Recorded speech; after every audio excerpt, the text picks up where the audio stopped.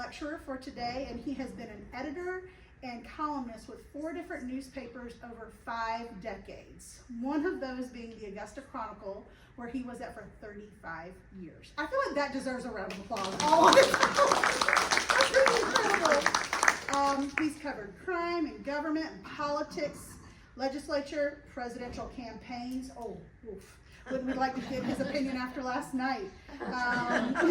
Masters tournaments, World Series, and he's featured in over 200 videos called Kirby's Augusta that you can still watch on YouTube. This is his 3rd time speaking here at our Brown Bag Lecture. Please give a nice warm welcome to Mr. Bill Kirby. For almost a quarter of a millennium, the Augusta Chronicle has recorded the history and marked the significant events of this community. Now in its 240th year, the newspaper is older than the U.S. Constitution, and in the 1960s, the Georgia Chamber of Commerce named the Chronicle the oldest active business in the state. I don't know why they quit publicizing that, and I don't know what happened to everything in Savannah, but they picked us. It is so old, it reported the election of George Washington, I think. They did not make a big deal about it. Back then, they didn't do headlines. They just would sort of put things, well, they had headlines, but it wasn't like with a big thing on the front page. They also had to wait till, the horse came in with some dispatch from someplace else, and they counted the votes, and there it is. That's what it looks like. It took me a long time to find that, but somebody said it was in there. And also, because it's older, the digital archiving does not start with the original publication, 1785. You start to pick it up in the 1790s, and this was, I think, 1789. It's covered his visits as president a few years later. In fact, it's reported the visits of many presidents, from James Monroe, who rode in on a horse, Millard Fillmore, who took a train, and Lyndon Johnson, who flew into Bush Field, and he shook so many hands between Bush Field and the municipal building, they had to bandage his. And we saw it because we noticed once that the pictures from Bush Field, he was shaking hands, there was no bandage. Then by the afternoon, when he's down at this big event at the municipal building, there's a bandage on it. What happened? So I called the Johnson Library, and they went back and looked it up, and they said, yeah, he requested something for his hands because they were rubbed raw. He also got heckled too, but he still won the election. Yeah. Yes. Augusta is used to having company. Before a certain April golf tournament attracted royalty and celebrity, we hosted Daniel Boone. John James Audubon publicized bird pictures for sale in the Chronicle when he came. Authors William Thackeray and actor Charlie Chaplin dropped in, one to lecture for cash and brag about it, and the other one to raise money for war bonds. And we often have, let's see, James Brown was always around. One of the cool things about working at the Chronicle was he would sometimes come with his band to entertain at the Imperial. And they'd park the bus behind us, which is where we all left when we walked out, after you're getting off work and you walk off, there's the bus, and there's James just sitting there, or standing there talking and everything like that, and you just run into him. This was one night when I don't think anybody knew Sharon Stone was in town, and she comes out of the audience and starts dancing with him, and the photographer came back and said, "You're not going to believe this." It was pretty cool.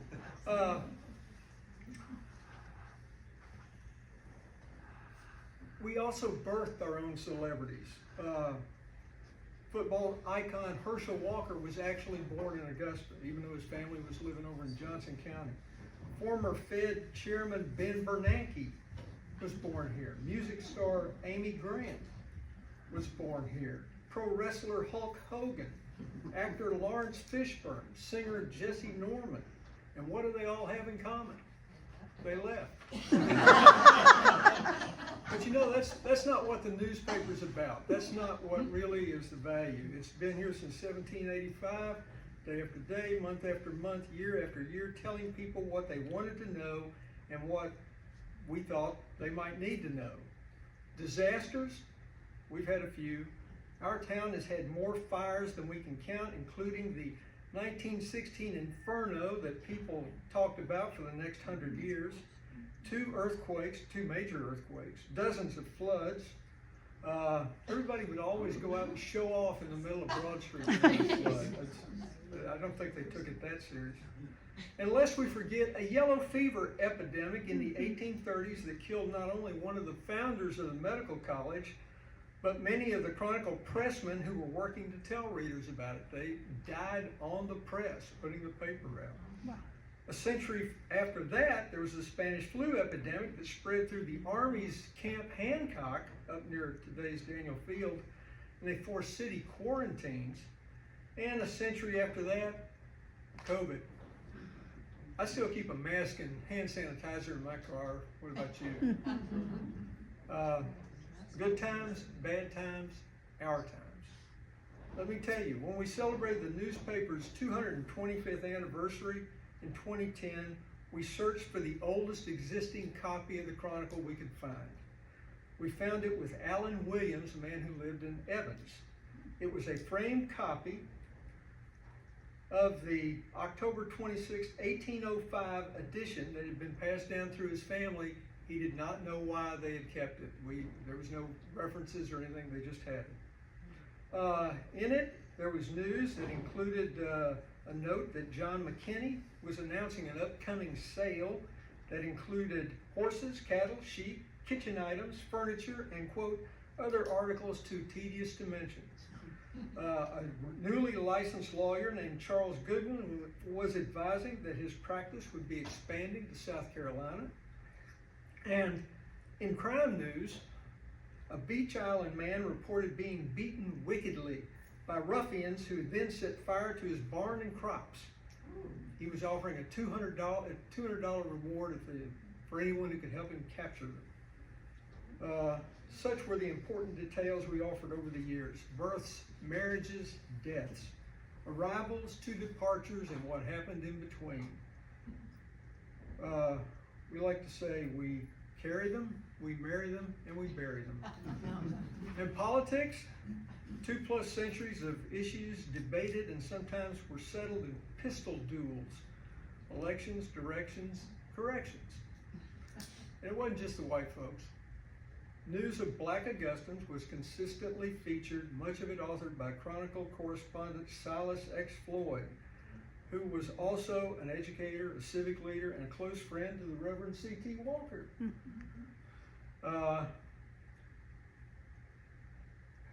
Not only well known in Augusta, but one of our most celebrated preachers and the favorite of the man at the time who was the richest man in America, John D. Rockefeller, who would always go hear Reverend Walker preach when he came to Augusta.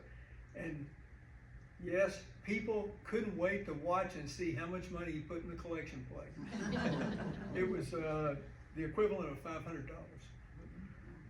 They were members of a dynamic black community. They also included educator Lucy Laney, Judson Lyons, who was Georgia's first black lawyer, passed the bar. He was also later appointed registrar of the U.S. Treasury by President McKinley, which means that his signature was on money at that time. Let's not forget, this is one of my favorites, jockey Willie Sims, who learned to ride in an Augusta livery stable and used his talent to ride 2 Kentucky Derby winners in 1896 and 1898. He also rode winners in the Belmont and the Preakness, though not in the same year, so he didn't get a triple crown. He left town too, but he went to New Jersey, and he built a house for his mother on Gwinnett Street, and he'd come back in whatever the off racing season was and visit and say hi to everybody and visit his mom. Okay, my mouth is getting kind of dry here, so let's just look at some pictures while I sort of delay. Oh, Any of y'all in this? It's Lawton School in 1928, I believe. Oh, what do we got here? This is Miss Maggie Funk's Augusta Business School, about 1910. I don't know what these guys are doing, although they probably think it's pretty cool because you've got all these girls, but they look a little stiff, but it's probably, you know, better than working in the mill. This is a great picture. This is the Little Spinner, taken by Lewis Hines, who was a photographer who went around mostly in the South and took pictures of, he was trying to point out the problems with child labor. So he took all these pictures of this woman. We do not know who she is. This was taken about 1909, 1910 at the Globe Mill, which is down near where the Davidson School is now. And we've run this picture a couple of times saying, hey, is this anybody's grandmother? Does anybody recognize her? There's never a response. I don't know who the Little Spinner is, but she's famous. And we've had people from places up north saying, oh, we're coordinating with the Hines collection. And nobody's claimed her. Just keep looking at that, and oh, there's Washington Road in 1920. These are a lot of these pictures. Well, they've run in the Chronicle since then, but we didn't take a lot of pictures back in 1920. But I think this is about where it starts to make the curve and goes down past. There's a Walgreens, or on this side there's a Kroger, and you're starting to go down, and you'll go up the hill. I think that's it. Oh my goodness. And yeah, this open area over here might have something to do with a golf tournament, or maybe it's an area. What else we got? Well, Union Station downtown. Doesn't look very busy. I think this might have been on a postcard. Tubman Girls. I'm not sure. It was some sort of program where they were supposed to dress as young girls. So that's why they're holding dollies and things like that. If you want to know who they are, it's 1934, and that's Eleanor Rucker from left, Mary Potter, Viola O'Connor, and Elizabeth Kennard, if any of you know any of them.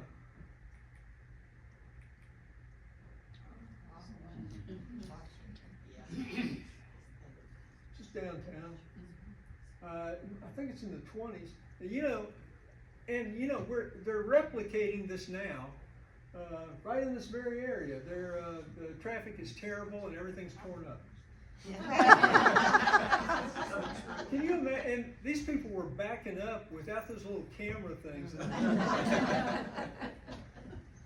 Oh, then we steam ahead 30 years. This is kind of I don't know what it was, but I believe that's Robert Sims, the old photographer, standing right there, sort of, looking European or something. Is it Miller? And where Alan, Brad, and Dorothy L'Amour and Robert Preston are starring in Wild Harvest.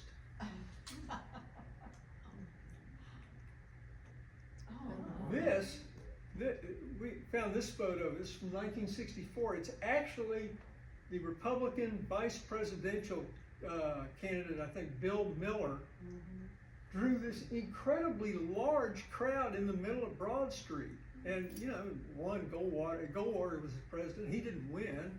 And I don't know why so many people showed up to see Bill Miller, but you would think that the newspaper would have gone to the other roof that they owned to shoot down, but maybe the lighting was different or something. So, but they go across the street to the old Sears J.C. Penney type building and shot this. And every picture from every angle is people as far as you can see. It's just, we're like, Bill Miller? One of my favorites, huh? He was there. I was there. He was Yeah. there. Oh, okay. So why did you go see Mr. Miller? Because I was gonna, if I could have voted, I'd have voted for him. But Oh, okay. I think this is 1961. It's Broad Street during Christmas, when everybody came to Broad Street to Christmas shop because they didn't have any malls. And it's just, there's lights everywhere.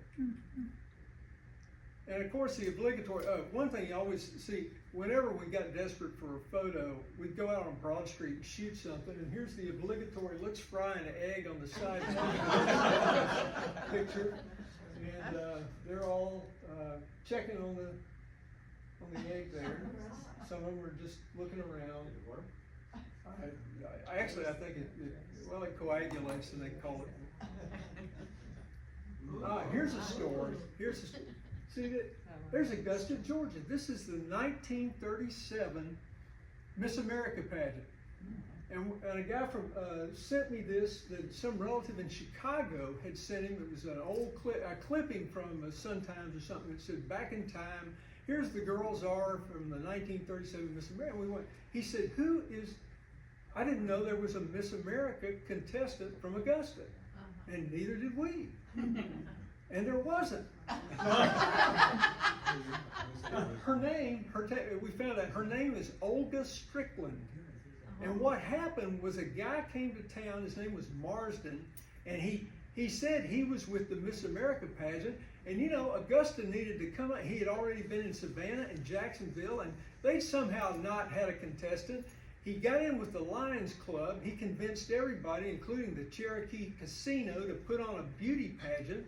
They did it. He got money from all the families that the winners were from. Actually, Olga wasn't from Augusta. She was from Coffee County, about 150 miles away. But her family, I'm sorry, Douglas, Georgia, yeah. I should have known. There's always one. Yes, we all leave. Yeah. But they go up to, Atlantic City in a car that I think Harrison Gully or somebody gave this guy, and they get up there and the girls all go to, find out where they're supposed to be, and Marsden sort of disappears with the car and the money. And these young women were all distraught, and everybody in Atlantic City felt sorry for them, so they said, "Look, you're not going to be competitors because there's already a Miss Georgia and she's from Atlanta or something, but you can be in all the pictures." So Olga got to be in a picture. And there's Augusta, Georgia in 1937. They never did find Marsden, or as it probably wasn't his real name. They did find the car. They got that back. It was abandoned somewhere. And then we wondered what happened to her. And because she wasn't from around here, so we checked. It turned out somebody, because I put that, whatever happened, and somebody said, I found her obituary. She died in Columbia, South Carolina, and she had gotten married maybe 2 or 3 years after this episode to a guy who managed hotels. She lived in South Georgia with him, working on this stuff, and then ended up in Columbia, South Carolina.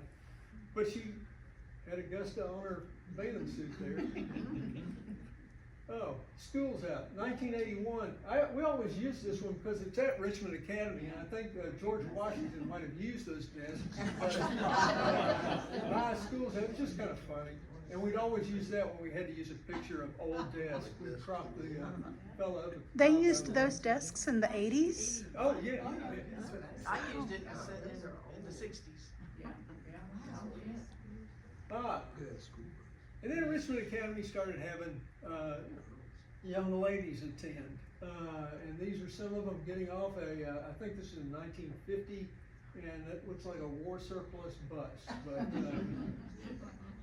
I think I also ran this picture and said, does anybody know who these young ladies are? And nobody volunteered their grandmothers. Oh, the Bamboo Room in the Partridge Inn was the place to go. This is in 1944, and you see we have a serviceman, and the Bamboo Room was very popular because it was air conditioned. This is the Augusta Boys Club. I think it's in 1935, and the tall fellow up on the far right end there, he sent this in. He just said, why don't you run my picture or something like that? And I had met him at an event that I was at, and he seemed really nice, except he was pretty old by then. And so we ran, and we did a little story about the boys club and how long it had been in town. This is going up the hill of Washington Road. I think it's almost up there where the old house is on the left and Warren Baptist is on the right. Oh, yeah. You're almost up there. They must have closed the other side. Maybe they're doing some pavement. It's, you know, What year was this? I think, actually, I don't think it's that old. I think it was like 1960 or something. So I was thinking that it was paved. Yeah. But, you know, that's what it said. That's what the car is probably about a 59. Oh, yeah. They just moved that White House across from Warren. They did? Yeah, she died, Carolyn, and so they sold it and they are moving the house to property in like South Georgia or something. We did a story on, one of the things the Chronicle had a rule back when I was in my 20s, back a long time ago. It's like if you were over 100, a reporter must be dispatched to your residence to interview you.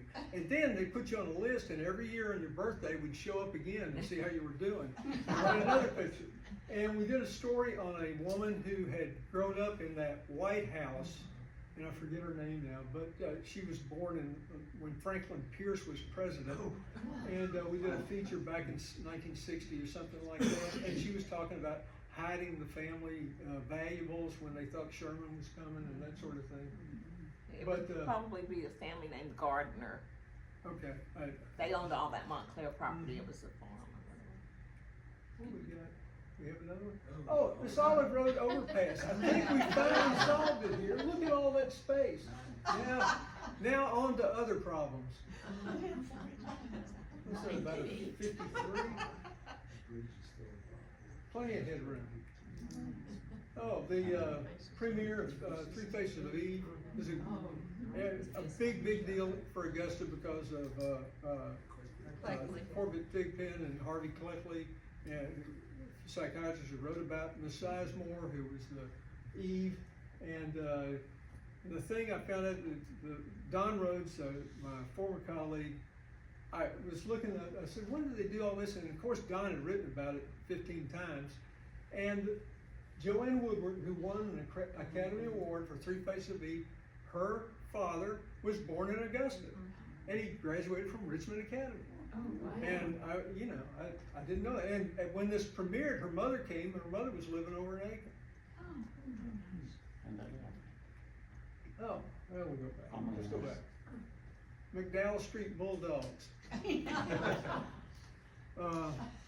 Back to the story. Oh, if you were a member of what's been called the greatest generation, you were here in the best of times.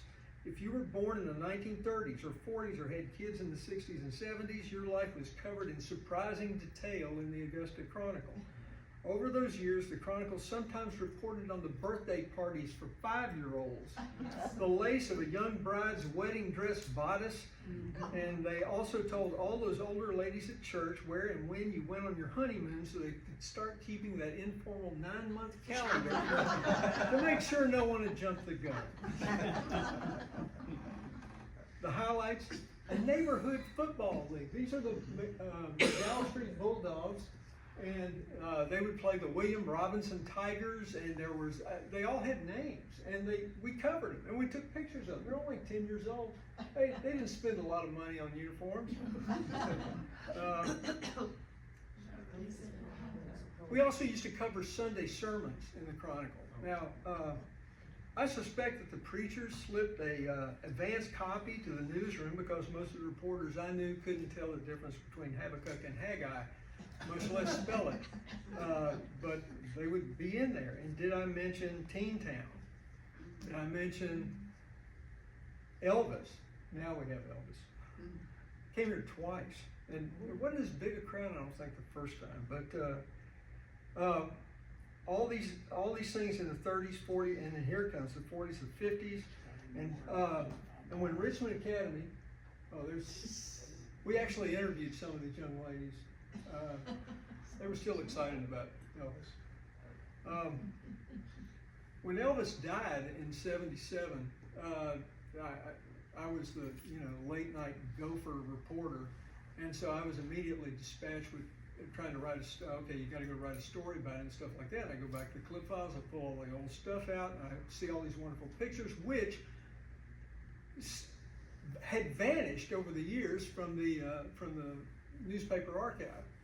So, you know, the city editor was yelling, well, we have to get these pictures. And I looked down and says, okay, Robert Sims took them.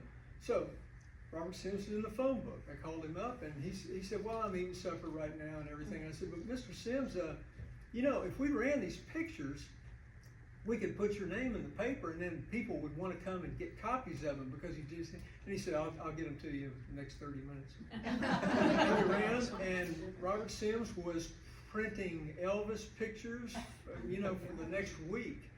And so we said, okay, well now, and then we put them in our files. So this was 1977. But you know, like by 1978, those pictures had disappeared again. So then I have to call Robert Sims again and just say, okay, just give me a couple here and I'm gonna hide them so that they don't disappear. The Boys Catholic ARC game, 1956 on Thanksgiving Day. It was like the Super Bowl. And unlike the Super Bowl, it ended as a 0-0 tie, but I think ARC went on to win the state championship. Did I mention, those were the days. Just like the day in August 1964 when young Barbara Maria Gant went to class at Forest Hills Elementary and school segregation began then. I probably don't have to get into the building of the bomb plant, Clark Hill Dam, the May 1970 riot, and whatever it was that world-renowned architect I.M. Pei was doing to downtown. But he had a great model there. He actually outlived most of his creations. I think he died when he was 100 and something. Did I mention how many local politicians went to prison? Did I mention streakers? Oh, we had them at Augusta College. Did I mention the malls? Oh, there you go. Did I mention Carl Sanders was elected governor? Did I mention, hey, why don't we open an interstate to Atlanta? And we got that too. Did I mention master's tickets became more precious than anything and a shrewd annual resale could send your kids to college? If I didn't, well, it's all in the newspaper archives. You can go back and read it anytime you want. You might come across a picture of a future Richland County Superior Court judge wearing a toga and playing a trumpet on Broad Street. The call guy, yes, Danny Craig. He hates it when we run that picture. Maybe he doesn't. And I found this. Who do you think that long-haired guy is sitting there with the registrar at Augusta College as the new class gets underway? That's right, it's Brooks Keel. Who would end up being, you know, the president of the school. 1974. Anyway, like I said, good times, bad times, and our times.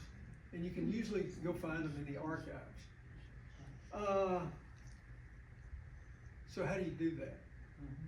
Well, we talked about, I didn't want to give you like a little tutorial where you all sit down and do things, but basically, and I'll try to read this, but go to the library, go to the public library. I can tell you that how most of the Chronicle people have been doing it for the last, I don't know, maybe a couple of years is Google it. Put Augusta Chronicle and then Google that, and usually that'll come up, and you can see, okay, you can try to search it that way. The older stuff, the public library, Tina Monaco, the Georgia Room, they'll be very helpful, and they really want you to use that service because it's something they think is valuable at the library, and it's also something that is very expensive to maintain. So that's the more people they get, the more people they can say, hey, the people are using this. Most public libraries have microfilm access. You know, the old thing, I remember looking at an X-Files thing from 20 years ago, and they always seem to go to the local library, look it up, and, oh, here's that unexplained thing where the farmer did something, in 1940. It is not that simple. You think about it. You're not going to sit there and read every newspaper back for 40 years page after page, and the microfilm they're often grainy, they're hard to read. You sort of have to have a way to narrow it down. But if you want older stuff, I would say you go to that. The other good thing is if you have a library card, say it's after hours and somebody in your family has to write a paper for high school, you can Google the library website. Let's see if I did this right. Google the library website, click on digital library, go down, oh look, there's Augusta Chronicle. You go down to that, click on that, you get your barcode with a password. Now you need to sort of do this ahead of time, but they're more than happy to help you. Actually, if you have your barcode, I think you can set up or submit a password, and then you click on that, and there you are. And they want you to use that. And now, I also need, and again, if you have a library card, it's free. It's not going to charge you anything. But you also need to know that all this stuff is maintained by a news bank. News bank's in it for the money because it costs money to maintain these massive archive systems and all the things that go into getting the microfilms coordinated and all that. So Newsbank has and I printed it out, but you can get a single article, unlimited 24-hour pass, a day pass, a week pass, a month pass, or you can sign up for a monthly subscription, which allows you to get 150 articles for $25.95. And they will renew it until you tell them to stop. There are other websites. There's one that I use a lot because I don't do this as much anymore, but my family prevails on me to look up things about them. So I go look in these other newspapers and I find out, things, and then I delight them by retelling these stories of how my Uncle Neville sent the son of the Speaker of the Kentucky House of Representatives to jail for election fraud, and we didn't know that. My great aunt Susan made the front page of the Indianapolis Star when she died while playing the organ in church. And they thought that was amazing. Everybody thought it was amazing because here this poor woman not of great means ends up being buried in the most prominent Indianapolis cemetery, not too far away from a former U.S. president, 3 former U.S. vice presidents, and several other important people. And then her husband had to be buried in a church cemetery somewhere closer to home. But you can look these things up, and sometimes it's delightful, and sometimes it's really frustrating. And that's one thing that I wanted to tell you about. If you see something in the newspaper, a word of warning, it might not be true. It's always been that way though. And used to, one thing I can tell you is that the Chronicle used to have extensive ghost coverage. They wrote about ghosts reported all over town. Usually these involved alcohol. But I will tell you this story. Newspapers, particularly old newspapers, often got things wrong and they had no process for correcting it. They just did it. If you see something and you question, you can always look for attribution. If you're going to mention it, you might say, well, this newspaper mentioned this. The best local example we have is the story about George Washington's dog. According to an account in several history books, including Dr. Cashin's, George Washington had a pet dog named for his old military rival, Cornwallis. During his presidential visit to Augusta in 1791, I believe the dog died while traveling with the first president. It was buried here under a rather elaborate, wordy little tombstone. And that was found 100 years later when they were doing some construction downtown, and the story appeared in the Chronicle. And then all these people started talking about it. It ends up in books. It ends up in the South Carolina history book. The discovery was, oh, what a nice story. But a century later, my late colleague Don Rhodes, he kept asking, he said, this tombstone's got all these words about the dog and all this stuff and how Washington, he said, what happened to it? Where did it go? It's not in any museum that we could find. And then he noticed the date of the newspaper article. It was on April Fool's Day of 1892. Anyway, so you always have to be careful. Is there anything any questions I can answer for anyone? I know Nancy's got. Yeah, the good news is we have the Sims, The Fifth Sims. Sims Oh, collection. yeah.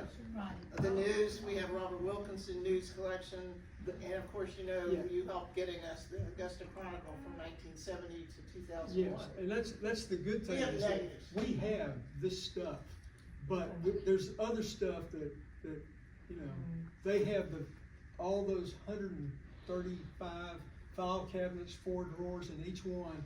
They just picked them up and took them, and you know, I guess they thought they're valuable, and one day we'll figure out what to do with them. But it's like the Raiders of the Lost Ark, and they took it and moved it somewhere. It's always sad when it leaves the Right. place where it was Leaves created. our control. Yeah. Why? Do you need one? No, I just like to know where those things Yeah. are.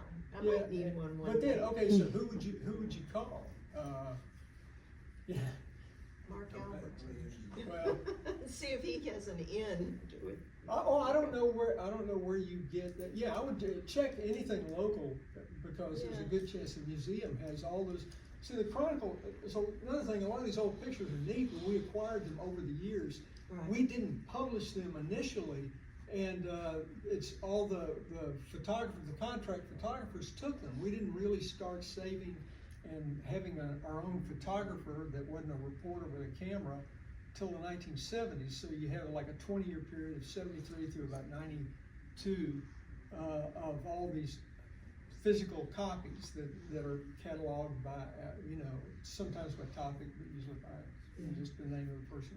Well, as you well know, when they were doing the social columns Mhm. for, when Silas Floyd and J.D. Marber and all, they were doing for the African American community, and then there were the social columns for the white community.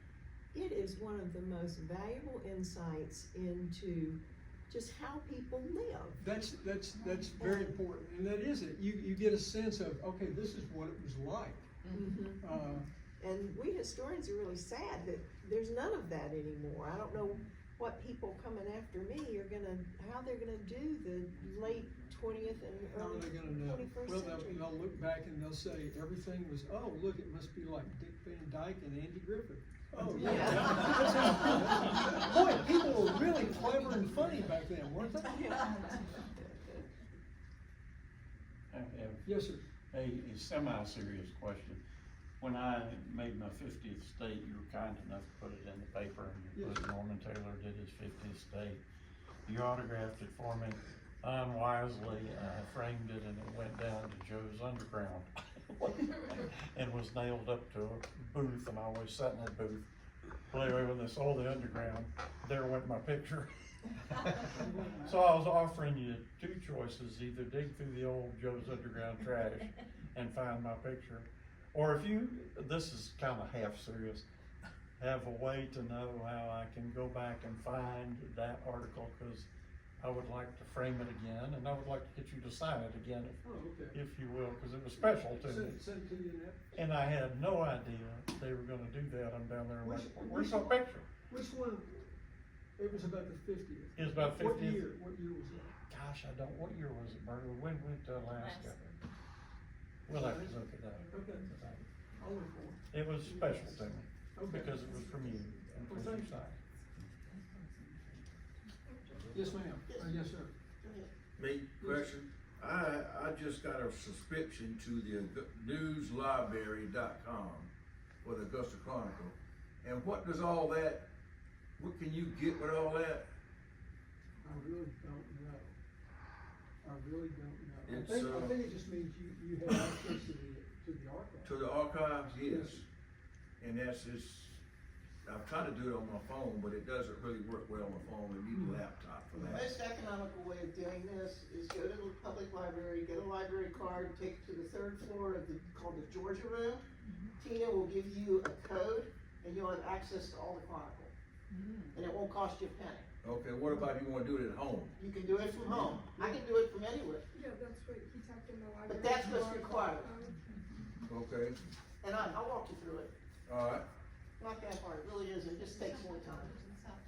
And the thing with a lot of these different searches, it's like when you get in a car, somebody else's car that you haven't been driving, and where's the stuff on the dashboard? You sort of have to get used to it, but then after you get used to it, then your fingers know where to go. okay.